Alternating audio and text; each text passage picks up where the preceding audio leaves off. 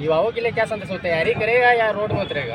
तो आज देखिए किस प्रकार उम्र पार हो रहा है। एग्जाम कैंसिल हो रहा है वो बड़ी बात नहीं है, आप एग्जाम फिर कंडक्ट कर देंगे, उम्र कौन ला के देंगे। चलिए ठीक है, आप जो बात कर रहे हैं कि हम 5 साल बढ़ा देंगे, लेकिन जो लोग डिफेंस में उनका क्या होगा? दादा, नियोजन नीति रद्द हो गया, इस पर सरकार को क्या कहना चाहिए?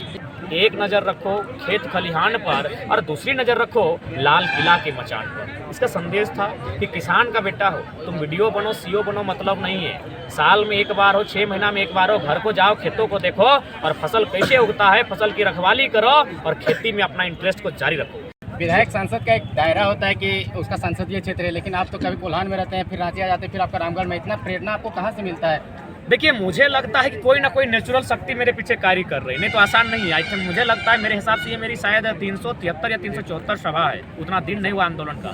शायद कोई अगला शख्स होता तो दिमाग की नसें फट जाती। समा गई है, खाना नहीं रुचता है, कभी हमारे साथ एक दिन रहिए, आपको आभास हो जाएगा। आज 3-4 दिन से लोग नहाए नहीं, बस खाली कपड़ा बदल रहे, खा नहीं पाते, रुचाता ही नहीं है। दिल में, दिमाग में हर जगह क्रांति है। सोते जागते बस परेशान छात्र किसान ही दिखते हैं, और हम लोग कोई विशेष नहीं है, बस उनके बीच जाकर उनके आंदोलन को मजबूत देने के लिए अगर छोटा सा रोल होता है वही प्ले कर रहे हैं। दादा, नियोजन नीति रद्द हो गया, इस पर सरकार को क्या कहना चाहिए? देखिए, कहीं ना कहीं सरकार 22 वर्षों में जो भी गवर्नमेंट बनकर आए वो एक स्पष्ट नीति बनाकर नहीं लाई। इन्हें सबसे पहले जो बाकी राज्य हैं, तेलंगाना को इसलिए उदाहरण में ले सकते हैं कि वो नया राज्य है, लेकिन आज जीडीपी के मामले में नंबर 2 पे है, और जो वैकेंसी है राज्य की उसके मामले में वो नंबर 1 है। उसने किस प्रकार नीति बनाई, जो आज पूरा राज्य की वैकेंसियाँ, 3rd और 4th की तो बात ही मत कीजिए, वहाँ पूरे राज्य की वैकेंसियाँ तेलंगाना वालों के लिए सुरक्षित हो गई। युवाओं के लिए क्या संदेश हो, तैयारी करेगा या रोड में उतरेगा? देखिए, युवाओं को हम तो यही कहेंगे कि पढ़ाई भी जारी रखिए, और झारखंड की नियति है, लड़ाई भी करना होगा, क्योंकि जो लोग विधानसभा के भीतर बैठे हैं वो चंद मुट्ठी भर अमीरों के दलाल जैसे बन के बैठे हैं। उन्हें अगर वास्ता रहता तो आज देखिए किस प्रकार उम्र पार हो रहा है। एग्जाम कैंसिल हो रहा है वो बड़ी बात नहीं है, आप एग्जाम फिर कंडक्ट कर देंगे, उम्र कौन ला के देंगे। चलिए ठीक है, आप जो बात कर रहे हैं कि हम 5 साल बढ़ा देंगे, लेकिन जो लोग डिफेंस में उनका क्या होगा?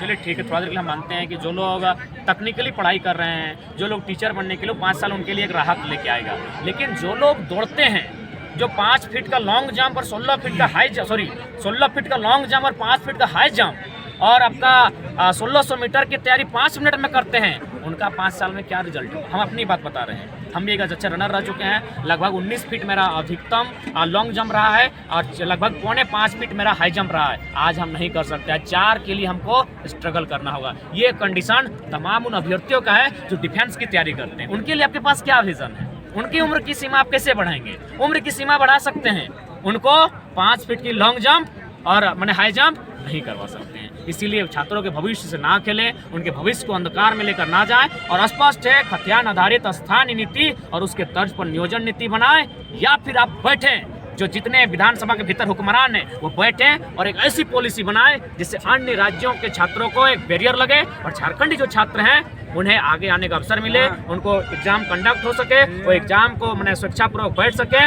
और अपने भविष्य को, अपनी मंजिल को पा सके। भैया, विधायक सांसद का एक दायरा होता है कि उसका संसदीय क्षेत्र है, लेकिन आप तो कभी कोल्हान में रहते हैं, फिर रांची आ जाते हैं, फिर आपका रामगढ़ में। इतना प्रेरणा आपको कहाँ से मिलता है? देखिए, मुझे लगता है कि कोई ना कोई नेचुरल शक्ति मेरे पीछे कार्य कर रही है, नहीं तो आसान नहीं है। आई थिंक मुझे लगता है, मेरे हिसाब से ये मेरी शायद 373 या 374 सभा है, उतना दिन नहीं हुआ आंदोलन का। शायद कोई अगला शख्स होता तो दिमाग की नसें फट जाती। 2 घंटा स्पीच देना, प्रत्येक दिन कम से कम 400 से 300 किलोमीटर की दूरी तय करना, यानी मुझे भी लगता है कोई शक्ति है, कोई जिद्दी है, कोई स्वभाव है जो मेरे पीछे कार्य कर रही है। बाकी एक मैं भी कभी बैठकर सोचता हूँ तो बड़ा मैंने लगता है कि शायद ऐसा हो पाना संभव नहीं है। तो मेरा मकसद यही है कि राज्य की जनता, युवा, छात्र, किसान जागरूक हों, उनके लिए हम अपनी आँख से बनकर जा रहा है। कहीं वह उद्योगपतियों का दलाल तो नहीं है, आपकी नीति कहीं उनके हित में तो नहीं बनाएगा। और आज कहीं ना कहीं किसान आंदोलन वही चौधरी चरण सिंह की उसी डर का उदाहरण है कि अरे ओ किसानों, एक नज़र रखियो खेत खलियान पर, दूसरी रखियो लाल किला के मचान पर। लाल किला के मचान पर जो शख्स आज चढ़ा है, चाहे राज्य की बात करें, जो विधानसभा के मचान पर चढ़ा है, ये लोग उद्योगपतियों के लिए कार्य कर रहे हैं। इसका उदाहरण है माननीय मुख्यमंत्री के कोई रिश्ते में जो वाहन लगती है, 80 लाख का खर्चा किया गया है कंपनी के द्वारा। हमारे पास आंकड़े हैं। तो ये लोग जनता की नहीं सुन रहे हैं। ये लोग हम लोग उद्योग का विरोधी हैं, ना ही खनन का विरोधी हैं, ना ही पूंजीवाद का विरोधी हैं। लेकिन पूंजीवाद में समाजवाद होना चाहिए। पर्यावरण को और मानवता को तार करके, हत्या करके कोई भी विकास का काम ना।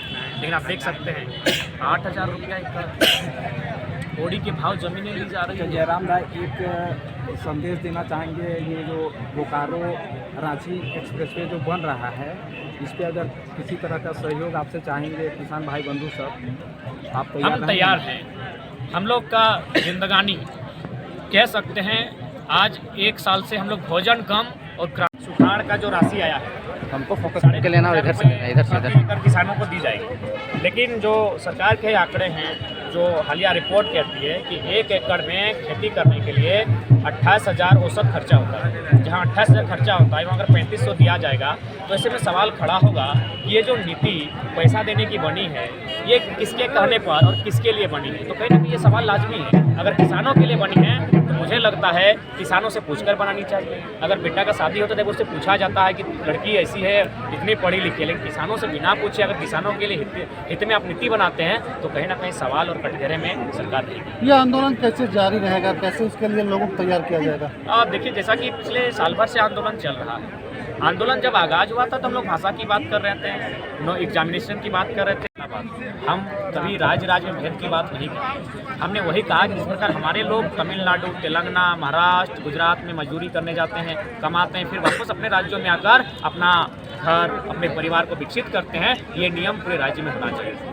मैसेज क्या रहेगा किसानों को? किसानों के लिए मैसेज रहेगा कि जो मैक्सिमम अब लड़ाई है वो ज़मीन के लिए लड़ी जाएगी। चाहे 4 लेन चौड़ीकरण की बात हो या हाईवे एक्सप्रेस का पार होना हो, उसमें जो है किसानों की ही क्षति होगी। औने पौने दाम में लिया जाएगा। यही सुन रहे हैं 8,100 रुपये आपका शायद प्रति एकड़। समझ सकते हैं मैंने कितना दुखदायी स्थिति में आज हम लोग हैं। तो इसलिए किसानों को जागरूक होना ही पड़ेगा, नहीं तो उनकी जो फसल उगाने वाली ज़मीन जिससे वो अपने परिवार का भरण पोषण करते हैं, वो कौड़ी के भाव उद्योगपतियों को उनके हाथों में दे देंगे। विधानसभा में भी क्या किसानों को बेटा को लोगों को जागरूक भी करेंगे, क्योंकि लोकतंत्र का अर्थ ही है सरकार में अगर आपको दबाव डालना है तो इसके लिए जनता की जानकारी, जनता की भागीदारी। झारखंड में कोई चीज़ भी पाने के लिए अब आंदोलन की ही आवश्यकता पड़ रही है, क्यों?